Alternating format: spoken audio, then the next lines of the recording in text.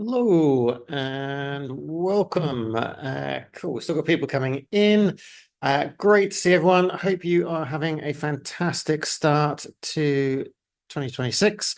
Um, what we are going to share today is a webinar that I put together to basically tell you how to get into the inner circle in whatever industry that you're in. I'm going to show you how I've done it. I'm going to show you how I've helped lots of other people do it, and with a framework that I think is pretty easy to, once you understand it, it's pretty easy to see how it works. So I'll share with you some case studies. Individual in Switzerland who's become one of the most sought after individuals, an immigrant in London who ended up creating one of the hottest investment circles. I'm going to give you all of the frameworks that you need.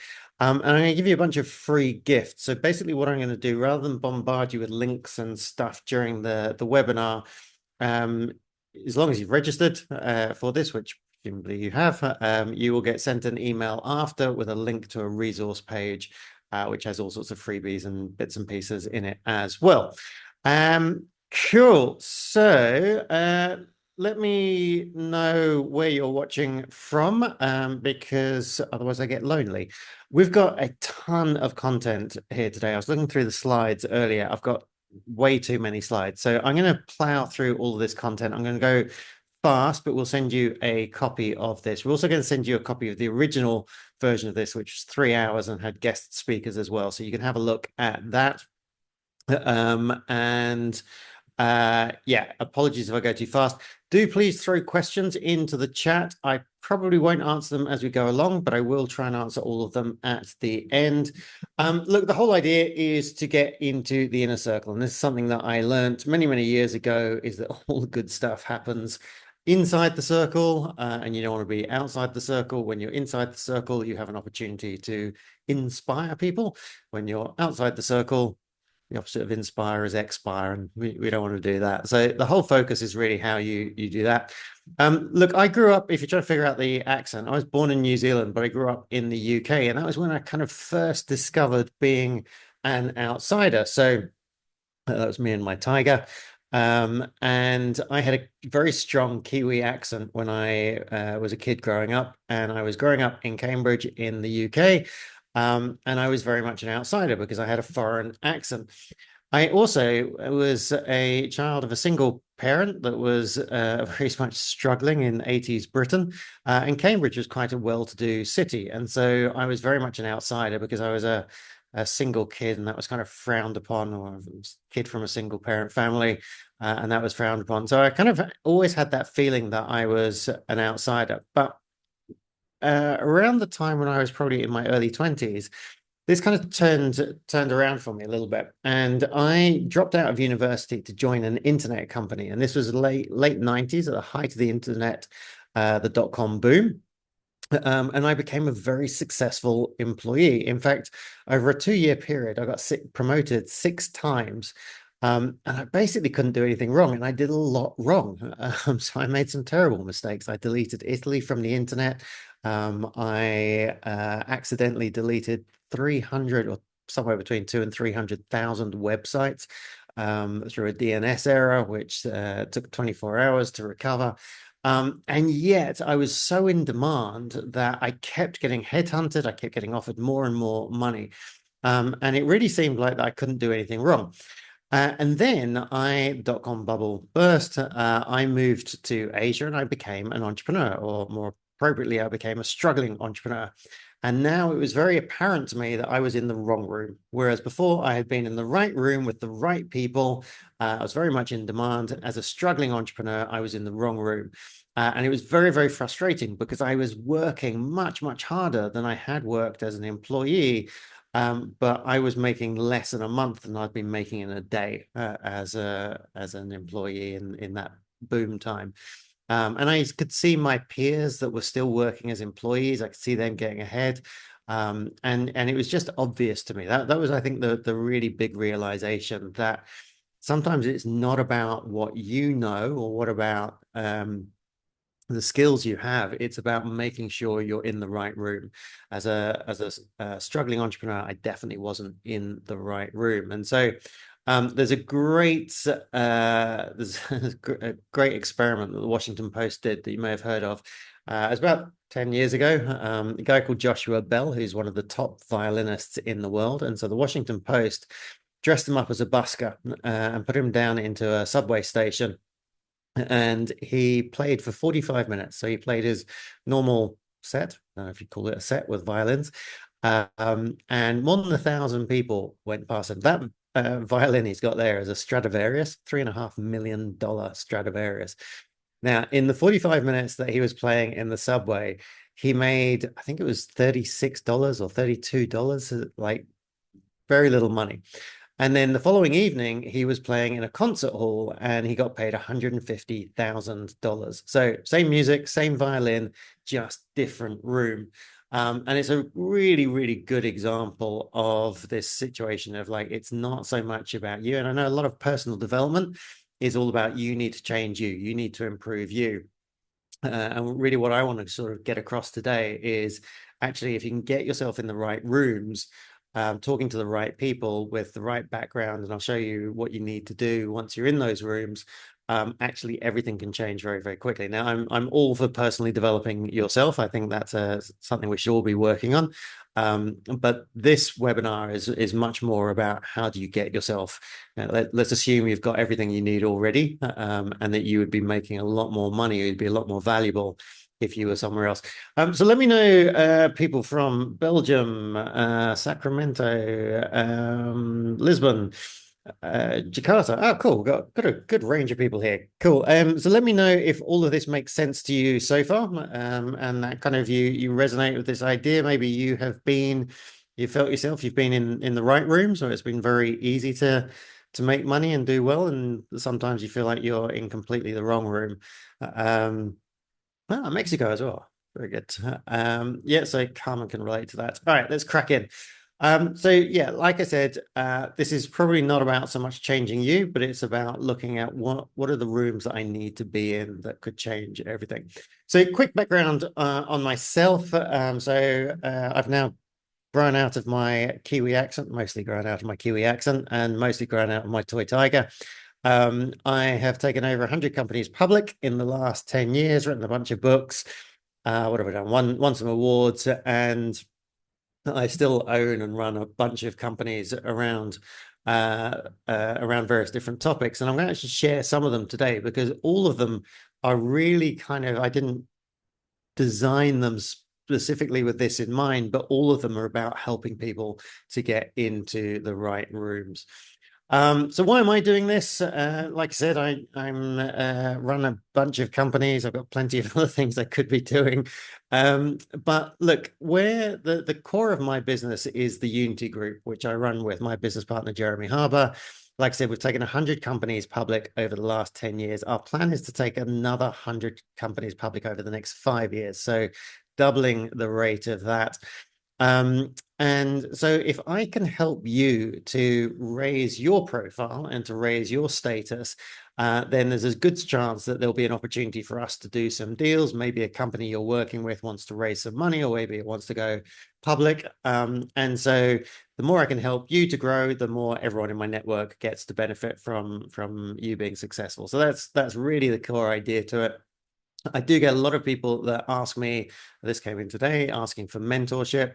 I don't really have time to do mentorship. I take 3 clients on a year that pay a one-time 80 grand a year fee to work with me, but that's only if they're looking to raise money. So if you're looking to raise over $1 million this year, and I'm under no illusions, they're not really after my wisdom, they're after my network. Yeah, I don't I don't try and sell that to anyone. The right people tend to find me if they need me. Now look, I've also noticed a lot of people have been talking about, with everything that's going on with AI coming in, a lot of people are very concerned about sort of losing their jobs and what's the world going to look like. So when I put this framework together, I think everything that I do will stand the test of time, at least for the foreseeable future. But I have seen a lot of people saying everyone needs to become an entrepreneur. And I don't really agree with that, but I do think everyone needs to be entrepreneurial. And really all the difference is entrepreneurial is using resources to get a result. Being an entrepreneur is creating a company to use resources to get a result. So you could be an employee and still be entrepreneurial. Actually, be interesting to know. Just chuck it in the chat. Are you an entrepreneur or are you a employee? Because this works whether either of those situations. It's useful to get into the inner circle. So this is a kind of a very surface level example, but it was a bit of an eye opener to me. So when I was a struggling entrepreneur in Thailand, I had a marketing company, mobile marketing, and our clients were nightclubs. And I was in my late 20s and still of an age where I could go out clubbing till all hours. And because I was a client and or because they were a client, because I worked with them, I could skip the queue and I could go straight into the VIP lounge. And what I realized was that was very exciting for me at the age of 28. What I realized was it wasn't about getting in free and having free drinks. It was about the conversations I had with the other people in the VIP lounge. And I ended up winning most of my business from those places. And that really sort of solidified the idea for me. So a lot of this is, look, we've got entrepreneurs, employee, currently unemployed. Okay, fair enough. So a lot of this is about questions, and the question, about connections, and the question is, how do you build a professional network? So when I talk to a lot of my clients and they're looking to specifically start networking, oftentimes they get hung up on, yeah, well, I met this person, that'd be great, but I really didn't like them. And so we grow up with this idea about only connecting with people who could be friends. And if you want to be serious, you've got to get in the right room, you've got to forget all about that. And you need to start thinking in terms of value rather than friendship. So I wrote a book about this. I'll just share it within a minute. But in that, I identified that what you're really looking for when you meet someone and the people that will stay in your network are people that are useful in terms of information. They're useful in terms of introducing you to other people, so connections, or they might be useful in terms of entertainment and possibly friendship as well, kind of falls within that entertainment. And that means that you also need to be thinking in terms of how do you add value to other people? What information could you provide about your industry? What connections could you introduce people to? Are you the person that organizes fun events, for example? So this gives you, using ICE, and by the way, this is when ICE didn't have negative connotations as it does at the moment when we're recording this. But information, connections, and entertainment is a good thing to be thinking of when you're meeting new people. So it gives you a systematic way to evaluate and build relationships. Now, I talk about this in the book, Progressive Partnerships. I'm going to give everyone a free copy of this book. So in the resources page, you can download the digital copy or you can download the audio copy. And really the idea is about you start building a group of connections that can become valuable to you, and you leverage off the first ones to get to the second ones and the second ones to get to the third ones. And so the book really talks about how you do that, but it also gives I guess a more advanced option, which is to think about actually creating an event. Because when I was learning to network, so when I first came out to Asia and I didn't know anyone, I had to go through the process of learning to network, and I was terrible at the beginning. But eventually what I realized was the person that runs the networking event ultimately wins. So if you run a networking event, you become the top of a network. And so everyone wants to be in your network because they want to meet the other people in your network. What happens is those people bring you opportunities. And some of the opportunities are right for you. Other opportunities you just push back into the network. The more opportunities you push into the network, the more people want to be in that network. And then what happens is sponsors get involved. And so now you've got sponsors paying you to get to your network. You've got individuals paying to join your network or to become members of your network. And so it's a very quick, easy way, or relatively easy way, to generate $2,000 or $3,000 a month by just running your own networking events. And forget the money, like the money's nice, but the contacts you get from that are amazing, because when somebody comes into your city, they're going to look for who are the network leaders in that city that they could work with. So I talk about that in the book. I ended up creating a program called GetLaunched, and I launched this last year.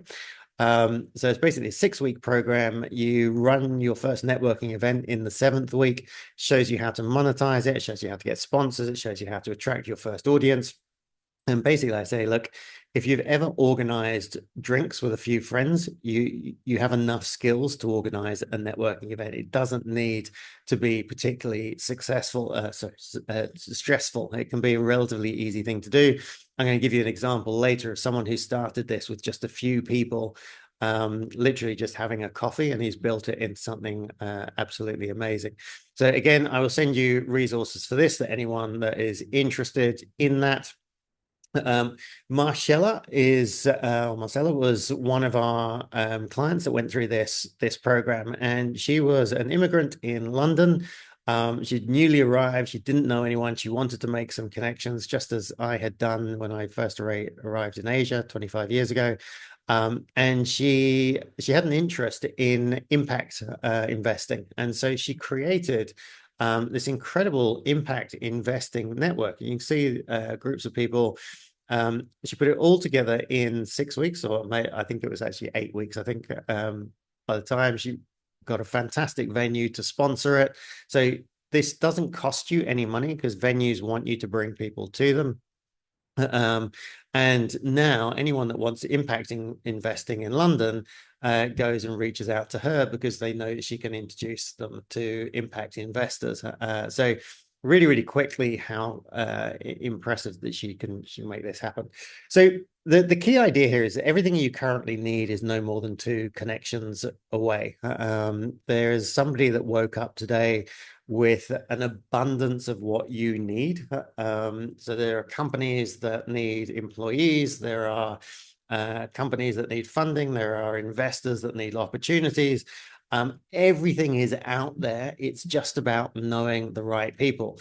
The only genuinely scarce resource that we have is time, which is why a lot of what I work on with my clients is how do you shortcut that time? How do you use frameworks? How do you use groups? How do you use businesses to try and get to those results much quicker?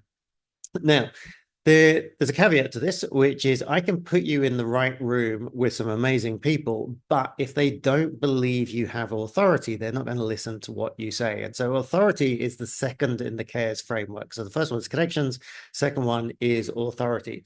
So we want to be in the right room, we want to be connected to the right people, but we want them to listen to us. So how do you build professional credibility in your industry? So the key idea here is that it's not the best idea in the room that wins. There is a certain gentleman with some quite crazy ideas, but he has an awful lot of authority. It's not necessarily the best ideas, but he does have the most authority. So 2 people can say the exact same thing, only one gets listened to. There's probably a fair few women on this call that can resonate with that, but it happens to everyone. We look for shortcuts, and we want to, if we're going to listen to somebody's idea, we want to know that they are credible. Now, in the olden days, a lot of that came through just spending time or having sort of, being, the oldest people in the organization had the most respect. It doesn't really work like that anymore. It's really about perception, and it also is contextual. What I mean by that is that in some rooms, so in this room, I have some authority because I'm talking about something that I've built and I've helped hundreds and thousands of people to achieve. In another room, this is completely irrelevant. When I'm playing football on a Saturday morning, if I started talking about this, I would have no authority because it's not what they're interested in. So it is contextual. You need to be in the right rooms for it to happen. A lot of times, and basically what we have been taught for a very long time, is the way you build authority is education. And there's been this constant sort of drive to get us to get more and more qualifications. You've got to get a degree, you've got to get an MBA, you've got all of these things. But that's no longer the case. Company, I know as a business owner, I stopped using education as a qualifier probably 20 years ago because I realized it wasn't the determinant. It was what I was looking for was people that delivered results. Google and PricewaterhouseCoopers both took education standards off their employee forms about 10 years ago because they realized that there was zero correlation between your educational background and your ability to perform in the workplace. And now that has really, really ramped up. And so this was the CEO of LinkedIn saying that. So if authority is assigned through perception, then clearly there's got to be ways that you can force this to happen. Now, I guess the most obvious one of how you build authority is to become an author, which is where the word comes from. Yeah, there's a reason why I've written books. It gets me into rooms that I wouldn't be able to get to, it gets me on stages that I wouldn't otherwise be able to get to, or on podcasts. But writing a book is quite a big effort. So one of the things I learned relatively, I guess probably 10, 15 years ago, was that if you have a board seat, it's a massive credibility boost. And I kind of joke that on Instagram, if you want to build credibility, you pose with a nice watch or next to a nice Lamborghini. On LinkedIn, the equivalent is announcing that you've just joined a board. And it's amazing what happens when you do post that you have a board. Suddenly other boards get interested in you, and it has this knock-on effect. So it's a very good signal to the right people that a company trusts you enough to put you on the board. So about 4 years ago, I set up a company called the Veblen Director Program. We started training people. I will send you a free copy of this book, which I wrote, which is Boost Your Career with a Board Seat in 60 Days. Now, what's happened is over the last 4 years, we've trained hundreds of people, placed hundreds and hundreds of people on boards. And we now get companies coming to us all of the time saying that they want Veblen trained members. We only take on 10 new members a month because we want to go through and do the onboarding and do everything with them. And we currently have I think 25 or 28 open board positions. So we're now in a situation for the first time this year, we've now started offering people, basically, if you join the Veblen Director Program, we'll get you a board seat within 30 days, or we give you full money back guarantee. So if you're interested in that, I do a webinar on that. Again, I'll send you that in the resource pack at the end. Susie joined just over a year ago. She joined, I think it was like on Christmas Eve 1 year ago. She is now sitting on, in fact, she just ran a webinar for our members. She's now sitting on 5 boards. She's the chair of a couple of boards. She hosts a group internally on how to be a great chair. And yeah, just incredible, like that, from no board seats to 5 board seats in under a year. So, and obviously the knock-on effect of that is the opportunities that come to you just because you're sitting on boards, the exposure you get to great people. So again, it kind of goes back into giving you that those connections that you want as well. So we've got connections, we've got authority. Now, what about how do you get more opportunities? And this is really what Reach is about. So lots of people talk about kind of building your personal brand, and often I know we've got a few employees on this chat, but by the way, let me know in the chat, does that all make sense on authority? Has anyone ever had a situation where people won't listen to them because they feel like they haven't got authority? Often I hear from a lot of employees that yeah, they kind of get overlooked in meetings because they don't have enough authority. So let me know in the chat whether that's happened to you. So the way I think about reach is really about how do you increase your surface level for luck to happen? So one of the things that I've certainly noticed as I've built my profile, I get a lot more opportunities, and I have people around me that kind of filter those opportunities. So only the best ones get through to me. I used to look at people like Elon Musk and Richard Branson and wonder how they were able to achieve so much. The reason is so many people know them, and can see opportunities to work with them, that the opportunities that come to them are often pretty much fully formed, and they just need to apply their brand and their connections and their resources to suddenly make these things come alive. So this is something that I think a lot of people tend to struggle with, is that kind of whole idea about building your personal brand. But if you go back to this idea that I mentioned at the beginning, which is that there's somebody out there right now that has a desperate need for what you have, the average person is known by 200 people. So the chances of one of those 200 having a great opportunity for you is very rare. If you're known by 2,000 people or 20,000 people, the chances of one of them having a great opportunity for you goes up exponentially. If it's 200,000 or 2 million people, obviously super exponential. You don't need to go that big. Most of us, like, I don't have a network that's that, or reach that's that big, but I still get new opportunities coming in every single day. So definitely worth trying to do that. It's a combination of the social proof that comes, especially if you're in the media, that gives you social proof, and then the law of large numbers, and that creates this surface area of luck. Let me know in the chat, does that make sense to people? Do you kind of, who here is already actively working on building their brand? I'm going to show you a few strategies that can help you do this. One of the things that I learned, I launched a business 10 years ago, give or take, which was basically to help some of my peers to get more media attention. What I noticed here in Asia was that all of the American media basically only covers American media, American entrepreneurs. And there were some really, really cool entrepreneurs here in Asia doing cool stuff, and they weren't getting any media exposure. So I started trying to help them get media exposure. But basically what the media said to me, what the journalists said to me was, we're not going to cover anyone unless they've already been covered by the media. So journalists basically want somebody else to have interviewed you before they'll interview you.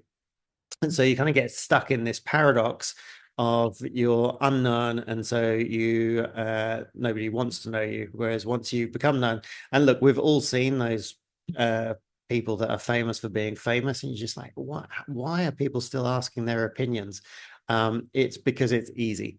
So this is the 5-step strategy that I've kind of developed over the last 10 years. I built a media business and a media product around this. It's basically I have a 2-year PR package which costs around $5,000. And it helps with all of these things: credibility, consistency, cross-platform connection, and crescendo. So let me quickly talk through those. Lawrence says 100%. Good. So look, credibility.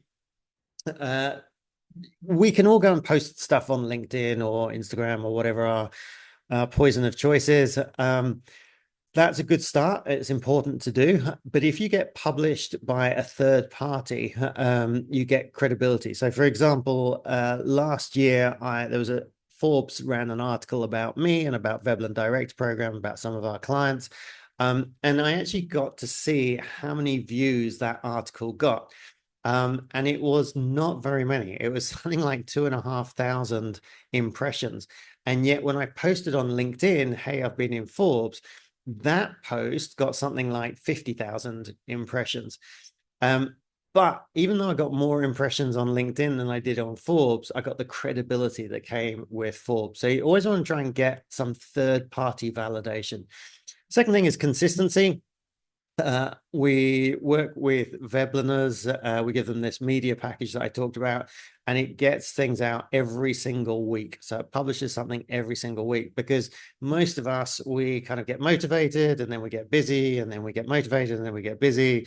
And so it's very easy to drop off. You've got to be able to, you've got to be out there almost every day now for the algos to pick it up. Cross-platform is important, but what I mean by that is don't try and spread yourself thin across all platforms, but you do want to be on at least a couple of platforms. And the reason for that is that your audience, your target market, if they see you on 2 platforms, they assume that you're everywhere.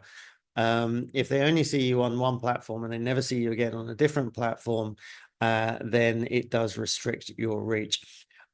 Clearly, it's you want to make as many connections as possible. One of the things I found out very, very early on in my business career was if you start work, most people go to journalists when they want something. So they want a story. If you start building relationships with journalists and trying to help them, rather than just promoting yourself, try and help them, you can build an amazing relationship or amazing group of connections with journalists. And that pays dividends for you in the future. And this is the final one, crescendo. And this is really about amplification. And this is something that I think most people really don't get, which is if you say you're trying to build your profile on LinkedIn, you might spend an hour writing a post, and you kind of pour your heart and soul into making this great post, and 10 people see it and 3 people like it, and then it disappears into the realms forever. And I remember this is what I used to do. I spend hours and hours crafting these wonderful articles or posts, and then they would disappear from sight. Well, I thought they were wonderful. And I remember talking to the marketing director for American Express here in Asia. And he said something that I was talking to him about this problem, and he said something that really resonated with me. He said, "Look, I don't understand this about you entrepreneurs and you creators, which is you create this content and then you forget about it." And he showed me what Amex does, and this is the same for all big corporations. If they have a budget of, say, $30 million for a new campaign, they'll spend approximately 3 million of that on filming the advert and getting the stars and doing the script and all of that stuff and film it. And then they'll spend the other 90% of the budget on amplification, on crescendo. So on making sure that you see it over and over and over and over and over and over again.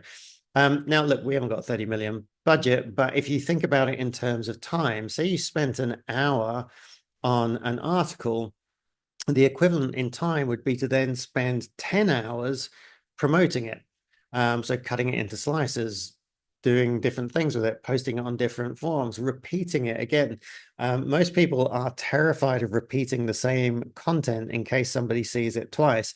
And yet the algos do a very good job of making sure that most people won't even see it once. So do use this idea of crescendo. It's really important.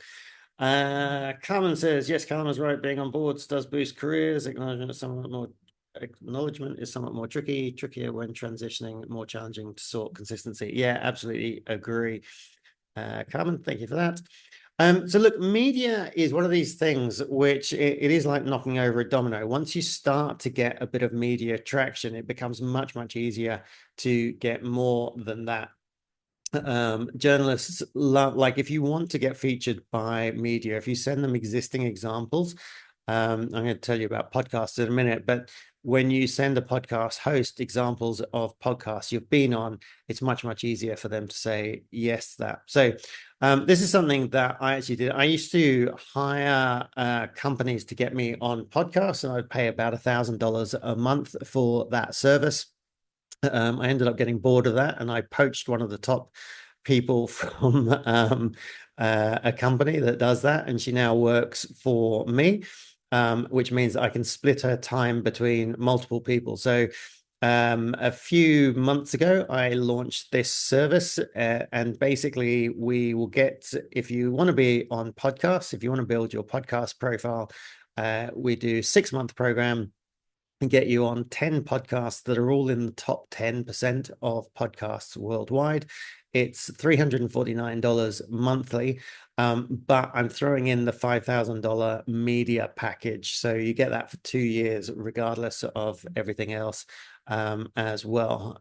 So yeah, if you're interested in building your profile in 2026 and helping that to attract some more luck, do that. The other thing that I will include in the resource pack that I'm going to send you all is this LinkedIn profile analyzer that we built last year. This is completely free for all of you. You just basically put in your LinkedIn profile. It does a snapshot and it ranks you on different things, and it tells you what headhunters, what recruiters are looking for when they see your profile. So it gives you a score. and tells you how to improve it. And there's videos on how to improve everything, completely free. You can more than welcome to have that. Let me know what scores you get. Somebody that's done this very well that you might be familiar with. In fact, let me know in the chat. Has anyone heard of Daniel Priestley? He's a very successful entrepreneur, author. This was us 20 years ago, proof that I've never had hair. 20 years later, Dan still has a full head of hair. In fact, he's grown a beard as well. But Dan has done amazing things, built businesses over the years, been a very close friend for all of that time. But for a long time, he had a very low profile. So he really struggled to get media attention. And then in the last couple of years, it's just completely blown up. And again, it started with podcasts. He started on some very small podcasts, slowly built his way up. And then in the last year, he's been on Diary of a CEO, which is one of the top business podcasts. I think he's been 6 times, which nobody else has been, which is crazy. And he did a video saying, Diary of a CEO made me $10 million. Here's how. Now, this is a really good lead into the next section, which is equity. But the key point I want to make with this is that Dan did this kind of leverage thing. He started on small podcasts, worked his way up, publishing content, writing books, did all of that stuff, and it just built and built and built, and then it kind of tipped over. So yeah, amazing stuff there. You don't need to be a Daniel Priestley for this to work. But again, time is the only genuinely scarce resource. So the sooner you get started publishing and creating your profile, the easier it is to start getting those lucky opportunities. So how did Dan make 10 million from sitting on a podcast? Well, the answer is he owns equity. So when he was talking about the things that he does, when he's talking about how to publish a book, and he's got a publishing company, and when he's talking about how to become a key person of influence, and he's got a Dent.global, which is does his key person of influence program, which I actually launched for him here in Asia about 12 years ago. So he owns equity in all of these things. And so when people go to them and become clients, that's how he makes money. Now, a lot of people tend to think, well, I've got to be an entrepreneur to own equity. And basically, there are typically 2 ways to earn equity. One is to start your own company. The other is to buy equity. So you can go and buy shares in Apple or something like that. But there is a third way that most people don't know about, which is really where it starts to get interesting. And again, this is sort of being in the right room. So you've got the connections, you've got the authority, you're now starting to see these opportunities. That's all good. But if you don't own equity, there's always going to be a financial cap on what you can earn. Whereas if you own equity, there is no financial cap on what you can earn. And so how do you earn equity? Well, what I did probably about 18 months ago now is I set up a community called GILD Members, which was for people that wanted to raise capital and for people that wanted to build investor networks, just like Marcella had built in London. So built this network, attracted all these impact investors, attracted companies that wanted to meet those impact investors. And then she was able to leverage to take slices. So if she introduced an investor and a company, part of her reward for doing that introduction was equity. Now, there are millions of businesses out there that are desperate for new clients. They're desperate for new staff. They're desperate for investors. And if you are someone that can introduce them, somebody that has a need with somebody that also has a need, and that need matches, one of the ways that you can get compensated is equity, and especially early stage businesses. Apple's not going to give you equity, but smaller businesses are often very, very generous with their equity because it doesn't cost them cash, which is what they need most. And so they'll give you a percentage. Now, you might say, well, what does a 1% of a small business really worth? Well, look, it's basically there's a couple of ways of thinking about it. One is sort of angel investing, which is you end up with lots and lots of stakes in lots of small companies, and only takes one of them to boom, to be successful. Um, but actually, once you get equity, it starts to give you a little bit of control, and you can start to help in merging companies together and doing these deals, which leads to more equity, which can be very, very lucrative.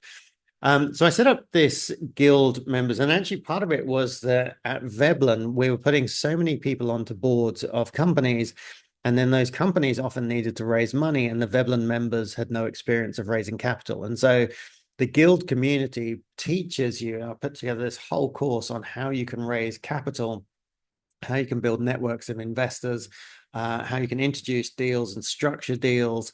And what I'm going to do, by the way, is I'm going to give all of you free access to that community. Again, it'll be in the resource website that I send you. So we have all of the context around what's happening in different industries and why the knowledge is important. Give you the content that you need to know, how you build the right connections, how you construct deals, and then how you continue the relationships. So that's kind of the guild process. Benjamin Ulrich was one of the first people to join that connection. That community. So he's based in Sweden. I think he was in insurance or something when he joined. And he completely followed my advice, got connected with everybody in the community. And he went through this GetLaunched, like build a network. And when we were talking about who's your target market, he said, okay, I want to work with the wealthiest people in Switzerland. So I want to work with family offices and multifamily offices in Switzerland. And I remember saying to him, we were on a group call, and I said, look, Benjamin, I've got to be honest, that's really the top of the pyramid. That's a very, very difficult place to aim. It'd be much easier to start with like angel investors or private equity. And he was like, well, yeah, I know, but that's really what I want. And I was like, okay, well, they're not going to be interested in you, but they will be interested in other family offices. So if you can get one, then you can start to leverage and build up. Um, and I remember he sent me an email about his first group, and his first group he managed to get 4 family officers, so 4 people, and they met in the lobby of a hotel, and they had coffee, and they had a nice conversation. He sent me an email, and he said, look, this is a bit harder than I thought, but I've met some incredible people. 2 months later, he ran an event. He had 19 people in the room, $60 billion assets under management were in that room. Absolutely incredible. And now he's in a situation, I've got people coming to me. I've got family offices in America, in Asia, coming to me saying, hey, can you connect me to that guy, Benjamin in Switzerland? Because they're not interested in him. They're interested in the family offices that he's connected to. He posted this just last month. He got his first equity share deal. So it took him about a year. He's built up this incredible network, but he's now able to turn that into equity in deals. And yeah, he's in demand all over the world from people that want him. So I mean, a year might seem like a long time to you, but in most time, it's really no time at all to completely transform himself. And if you go and look at him on LinkedIn now, you would have no idea. Like he just plays the role incredibly. So really, really inspiring story. In the original 3-hour workshop that I did with this, I bring Benjamin in to share his story. So you'll get to see that as well. Look, the way to start this is really, really easy. Just get into the habit of connecting people in your network. It doesn't need to be, you don't need to make money on every connection. Don't try and overthink it. Just get into the habit of creating value by connecting people. So this is an email. I send emails like this almost every day. Hey, X and Y, just connecting you two as you're both doing really cool stuff. X is doing stuff in this industry and Y is doing stuff in this industry. There might be some overlap there. Hope it's useful. And once you start looking at that, as every time you meet someone, who could they be useful to in your network? suddenly you start to see these opportunities. 99% of the time, you don't need to try and monetize them. It's just like, hey, you two meet each other, go and have fun. But if there's time, the time where you do start to monetize it is if you've got somebody here, so person X is saying, look, I really, really need a new marketing director. We're absolutely desperate. And you've got a marketing director over here looking for a new job. Then what you can say is, hey, look, I might be able to put you two together. Normally when I do that, I take a 5% finder's fee. So that might be 5% of their first year salary or whatever you determine, or it might just be buy me a nice dinner. There's lots and lots of ways that you can start to monetize it when you know those connections. So let me know in the chat, has anyone done that already? Is anyone in the habit of just connecting people? It's a really, really useful trait to get into. So that's the first four of cares. So connections, authority, reach, and equity. So basically connections, it gets you to the right people. Authority makes sure that they listen to you. Reach is what creates the opportunities. Owning equity in those deals is what creates the unlimited earning opportunity. And then the final one is service, which I'm going to get to. Cool. Lawrence says yes. Eduardo says yes, 100%. Elise says absolutely. Carmen says yep, not monetized though. All right, you get there. Felix says for sure 100%, but not monetized. Okay, cool. So look, monetization is the harder bit. But interestingly, so we talk about this a lot in Veblen as well, is that you can take a free board seat, so an unpaid board seat, and then there's lots of different ways that you can monetize it. We have a whole section called Learn to Earn. So it is the harder bit, is learning how to monetize it.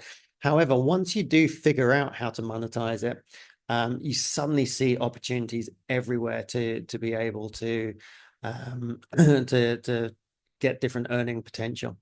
All right, let's wrap up with the last one. By the way, if you have any questions on anything that I've gone through, and I know I've kind of run through a hell of a pace, but if you have any questions at all, chuck them into the chat and I will try and get to them once we've run through this last one, which is S, which stands for service. And this is really kind of thinking about who you are serving.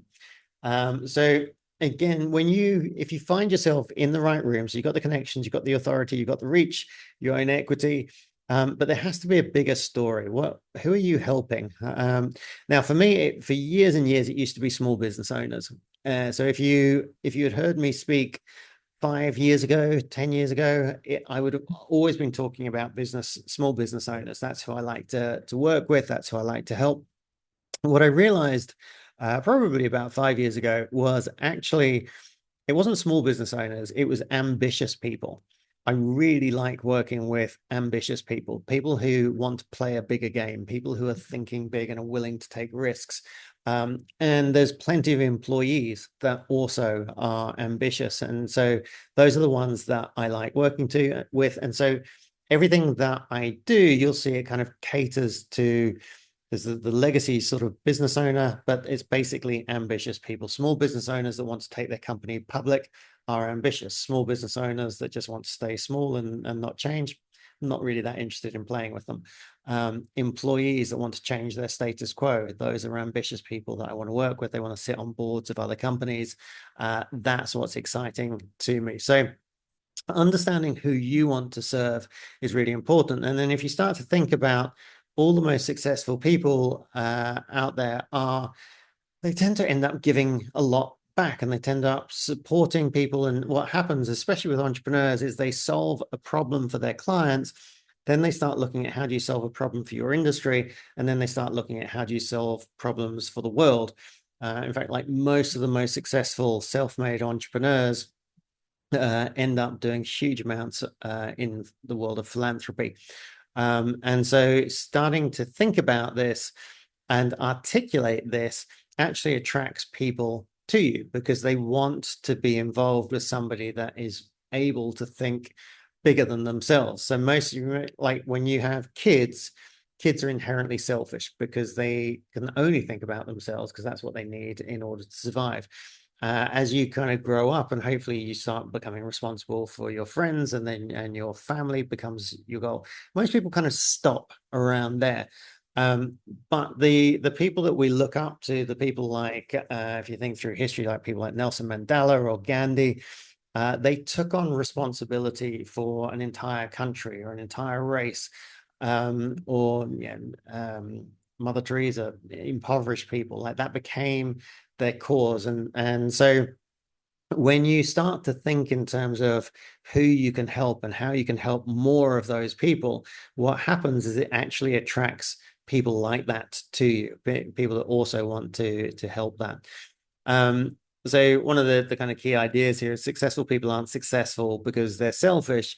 They're successful because they serve more people. Now that's kind of, there's a lot in the press right now about wealth taxes of billionaires, and why does somebody that is already worth $1 billion need to keep working and keep making more money? But if you look at it another way, if somebody has worked out how to deliver value, and they are delivering value, otherwise people wouldn't be giving them money, then it'd actually be more selfish if they stopped what they were doing and stopped helping and stopped creating, stopped providing jobs and stopped providing services for people. And so it's kind of a misnomer that wealthy people are selfish. Generally, they just end up serving many, many more people and taking on the responsibility with that. So this is kind of, I think people struggle with this a little bit, but this idea of the level of success you have is directly proportional to the number of people you serve and the scale of problems you solve. If you look at the most successful people in the world in terms of what the world acknowledges as success these days, which is wealth, they often serve a huge amount of people, and they serve big problems for those people. So definitely something to start thinking about in terms of who you would like to serve. And is it something that you can start talking about and start actively doing now? So this idea of philanthropy is something that I've been looking at for about 20 years. And what it kind of puzzled me at the beginning, which is why people do it. And when people do this giving away, like the sort of traditional idea that I grew up with was, if you're going to give money to charity, you don't talk about it. What I learned very quickly was the more people do it and talk about it, the more other people are encouraged to do it. And so it has this ripple effect. So when Warren Buffett created the Giving Pledge about giving 50% of all of his wealth to worthy causes, that encouraged many, many more billionaires to sign up to the Giving Pledge. Over 100 people have signed up to that Giving Pledge. And so it becomes about kind of creating a snowball. Now, for most of us, it is, and by the way, I love this quote from Winston Churchill: we make a living by what we get, we make a life by what we give. But for most of us, that sort of idea of philanthropy is way out of our league. I might give some causes. But what most very wealthy people do is they have a foundation. So they create a foundation. Now, foundation typically costs around 200,000 plus to set up, $200,000 to set up. Typically, you'll have 2 or 3 staff in it, so it often costs $200,000 to $300,000 a year to run, and so it's prohibitively expensive for all but the wealthiest. So one of the things that I am launching this year, so I haven't launched it yet, but I've been working with an organization to create a foundation light. So basically what you'd be able to do we hope we can get it down to $3,000. So $3,000 to set up, $3,000 a year after that, is that you can create your own foundation. So what we're going to do is share the back end and the resources, so that it'll be all in your name. So you can have it in your kids' names, or you can have it in your parents' names, whatever you want. And then all of the giving, so whether it's your giving, so you might put an allocation of your salary, or you might do a networking event and say, okay, all the profits go to this foundation. But 100% of what goes into the foundation goes to the causes. And so far we've collected over 450 causes. They've all been audited. So that 100% of your money would go to them, and you can see exactly how many impacts. Now, we are working with an organization called B1G1 that has done, I think, something 260 million impacts over the last 20 years. And Paul Dunn and Masami, amazing entrepreneurs that have built this. So I am working with them to create this Foundation Light product. So if you're interested in that, like I say, it doesn't exist yet, but if you are interested in that, we're going to there'll be a little button in the resource list that I send you. Just click it, let me know if you're interested, and when we are ready to go, I will send that to you. All right, we're coming up to the top of the hour. Let me know. Somebody sent a summary. Thank you. I'll read that back, make sure I knew what I was talking about.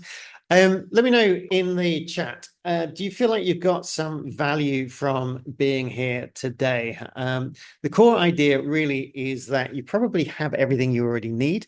You just need to get yourself into the right rooms. It's not about luck. It's about engineering access. And the way that you engineer access is you focus on getting the right connections. You build your authority so that people will listen to you, get the reach so that you attract the opportunities that you want. You start taking equity in the deals that you put together. And then you focus on service and giving back and helping and impacting as many people as possible. And what that does is it just becomes, all of these things kind of feed into each other, and it just goes up and up and up. Boaz, oh, hey, Boaz, how are you doing? Super, Callum, always lots of value. Great to hear. All right, cool. Well, if there aren't any more questions, I hope you all got some value from today. Do keep an eye out for your email. I'll send you through all of those resources. All of those goodies will be in that email. And if you're not already, then do reach out to me on LinkedIn and say hello there as well. So thanks, everyone. Have an amazing 2026. Get yourselves into the inner circle and reach out to me, and let's do some deals. Cool. Thanks, everyone.